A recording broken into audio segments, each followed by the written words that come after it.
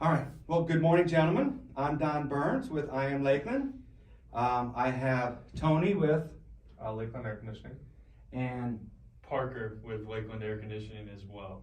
thank you guys very much for being my guest. I want to thank Cohats for being so nice to let us use this room. Well, tell me, Tony, if you don't mind, how did you start Lakeland Air Conditioning? You're the owner, I think. Yeah, so my father started in 2006. He named it Clov-Air. What? Clov-Air. Clov-Air? Yeah, Clovair.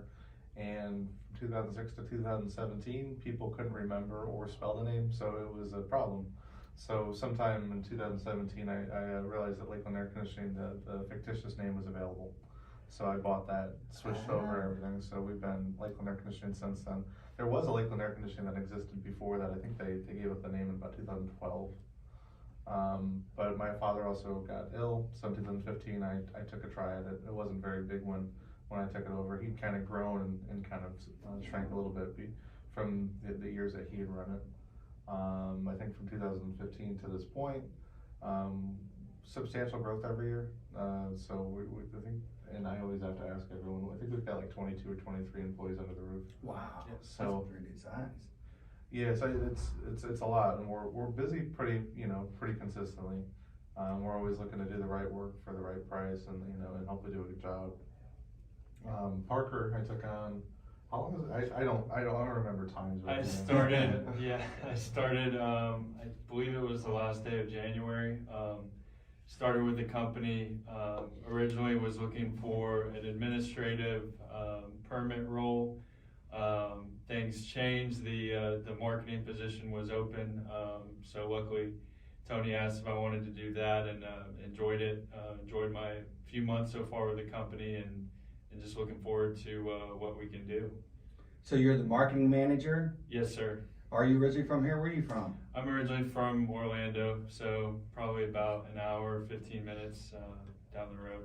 And where'd you go to school? So I grew up in Orlando all the way through, and then moved to Tallahassee, Florida, where I attended Florida State University and studied marketing with a minor in hospitality entrepreneurship.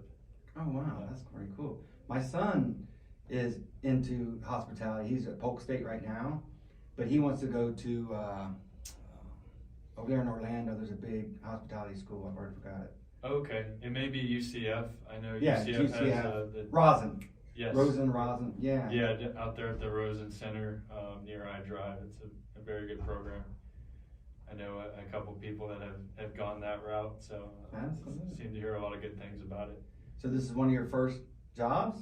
Yes, I had a couple part-time jobs in the food industry early on in college, and then as I was getting ready to graduate, I had some experience in sales, part-time sales, and administrative work, which is actually why I saw the job opening for the administrative role. Thought that could potentially be a fit, but pretty happy where I'm at now with the marketing. I've enjoyed it so I can far. tell you, I see you're everywhere. That swan outfit, the thing, that works. Yeah. And your signs on the billboards. Yeah. Yes, sir. I go down, Memorial Boulevard, and I see the LKLD AC. Your marketing works. Good. It absolutely works. So, how did your dad start with Clover? Or did he decide on the word Clover? Did he? See, that was the problem, right? It's Clov-Air. Clov-Air. Yeah, my mom's name is Clover. Ah, So that's it was a fun flip. We thought that Clov-Air would be fun, but again, people couldn't remember the name or say it or spell it. So it's just one of those things where keep it simple, stupid, right? The KISS method. It's better than the creative method. A lot of times when you're branding something, you want it to be something easy to remember. Easy to remember. And something easy to take in and know exactly what they do, right? So, and if you put any company in Lakeland, I think at this point, and stamp a swan on it and call it Lakeland something, it's probably going to be remembered easily. I almost think that I think Stephanie, our new marketing company, Good Intents, which we really like. Oh, Steph, everybody loves her. She's Yeah. sweet, super Yeah. sweet. Yeah. But she was making a joke about Swan and Lakeland and branding and how it wasn't original. So Yeah. The nice thing about the air conditioning, there are a lot of AC businesses out there, but there's not so many that we aren't the only one that says Lakeland AC with a swan. So Right. it's definitely an advantage in that way. So there's I've always taken the point of view that there's plenty of service and there's plenty of business out there. If you want to be the one to provide the excellent service, you're going to get business. If you're going to be one of the sloppy ones that just wants to get by, you're going to fall to the wayside.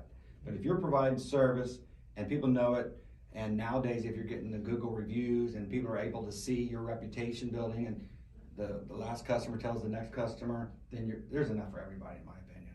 Yeah, I think it's always there's an ecosystem to anything, right? So if there's 50 AC companies out there, the ones that have the best practices, that care the most, are going to continue to get work, right? So it's not rocket science. It is hard to do. It's hard to service an air conditioner and have people be appreciative and happy about how they feel in their home at the end, and then that they're not taken advantage of, because there's a lot of bad Scrupulous.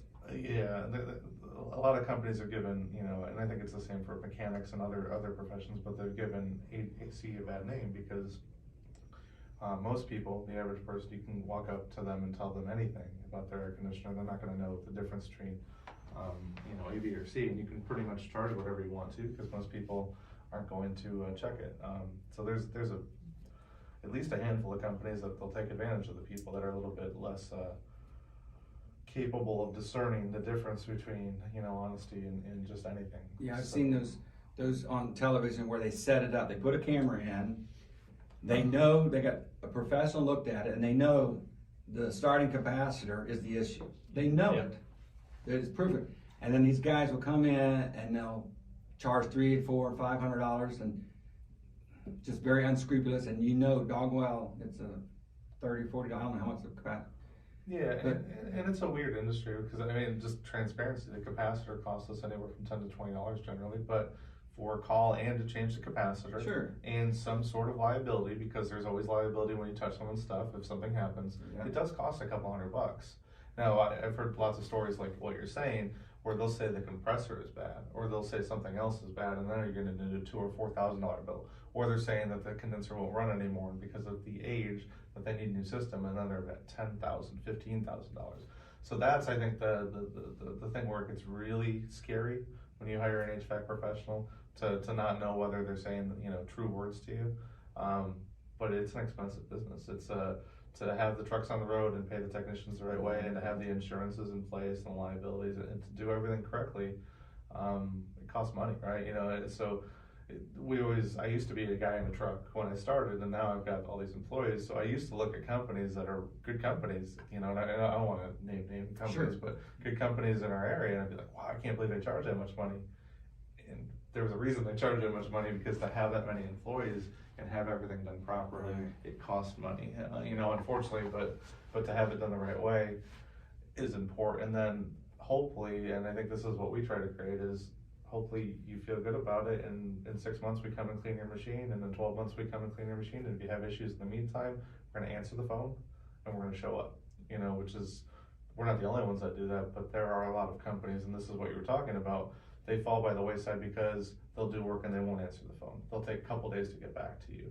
They'll take many trips, or they'll charge way too much for something. So it's always trying to find the right kind of in the middle of what's fair and right to both parties, right? Because we've got to make money at the end of the day so we can stay in business, and they need the cooling, but they also want to feel they're getting value for the dollar that they're spending, because it's an expensive profession. Yes, it is. Your license and all that risk and all that, because things happen, unfortunately. Mm-hmm. So tell me the round of services, all the basic services that any air conditioning company would need, any service that the customer has, replacement, new, you do it all? I'm not scared. So we'll take on a lot of projects I think that other companies might shy away from. When my dad was doing it, he was primarily simple split systems, and then mostly mobile homes. So, which are package units. It's an all-in-one system. They're very easy to take care of, and he liked that avenue because it was very comfortable for him. We've got into all sorts of, we'll get into someone's houses and we'll redesign ductwork. We'll do mini splits. We'll do split systems. Last week we did a church. We did a 20-ton system, which is a giant job, and we also did a 15-ton system that was in an attic that we had to completely break apart for the lawyer's office. this week or next week, and I know that Chris here, you know, I like Chris and Blackenbrew a lot, but we're gonna redo the main AC on the main avenue, Blackenbrew. Oh, wow. So, something that, you know, I would have never thought about doing 7 or 8 years ago, but I'm willing to take on the task and figure things out, so it becomes, I like figuring things out, right? I like the puzzle pieces. So to do that is fun, but as far as what you're saying, we try to offer services that make sense. So maintenances make sense, you know, if someone has a toothache, they have a service that they need someone to come right out, we do that, that makes sense. Installation for sure, you've got to, that's, you know, anyone that tells you differently is wrong.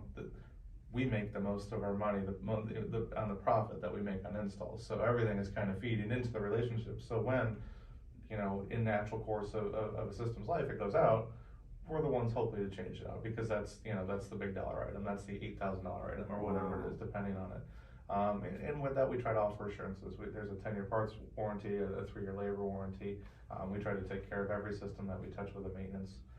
Try to get on a contract. That's you know, it's if you want to leave at any point in time, leave it at any point in time. We've been working on, now that I have someone who can focus on marketing, we've been working on, you know, surge protectors for houses and indoor air quality devices, UV lights, stuff that, you know, can benefit customers in other ways. Because right now what we sell is a toothache service, right? Somebody has a toothache, we come out, we take care of the toothache. We're trying to be better about telling a story where the two most important things in your house are the water and the air, right? You know, those things touch you. You know, everything comes to a stop. Yeah. So if you don't have quality water in your house, you're washing your clothes, you're cleaning your body, you're drinking water that's not quality to you, but it's almost the same as the air. You're breathing in the air all the time. So if the air isn't clean, people have problems, right? And respiratory issues, things of that nature. So yeah, I hate being hot, man. Yeah, so we're trying to transition a little bit into being a light sales company where, like, you know, we do this, but we'd also like to provide these services for you too, because we think it would benefit you. You know, we don't ever want to do something for someone that we don't think would benefit them also. Wonderful. So you also provide preventive maintenance service, even if you didn't do the install, or if it's already out there, you'll come out and create a preventive maintenance plan where you'll service it, and if they want to do it every year, or. Oh, yeah. We do offer those service plans. Our bread and butter, so to speak, is the 1 or 2 times a year. 2 times a year is all about providing value. So if there's an issue, come out, and if it happens to be after hours, typically we'd have to charge more. But for somebody on that 2-time maintenance plan, same flat rate for coming out there. And then we do waive in-business service hour or service call charges. So hypothetically, we came out and serviced your unit in January, and then in March you had an issue. We're not going to charge, you know, between business hour times to come out and do the diagnostics. And then whatever needs to be done at that point in time, you'll get a 10% savings on the labor. Oh, okay. So try to create some sort of value for the service, not just, hey, we touched your unit twice a year and we said we cleaned it.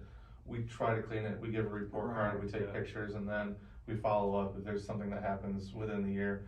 You know, we can't take full liability for it, but we touched it, we know it, you know, we'll try to take care of it the best we can for a discounted rate. And you clean out the air ducts and all that, repair the ducts and stuff like that? So that's always separate. The ductwork in Florida in attics and underneath houses, it's tremendously difficult to do. So any ductwork service, you know, most of the time when we see it, it's because the system wasn't taken care of. So the duct might be dirty, or they might get chewed up by squirrels or by rats or something like that. I never thought about that. Yeah, so it's kind of a completely different thing. We will go out and seal, you know, we'll repair and stuff, but as far as like a duct cleaning service or replacing the ductwork, those are quoted services for sure. Yeah. Okay. Now, don't you own the Lakeland Electric as well?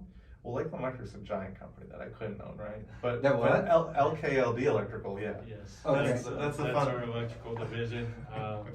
Given the city services is called Lakeland Electric, that's why we went with LKLD Electrical Company.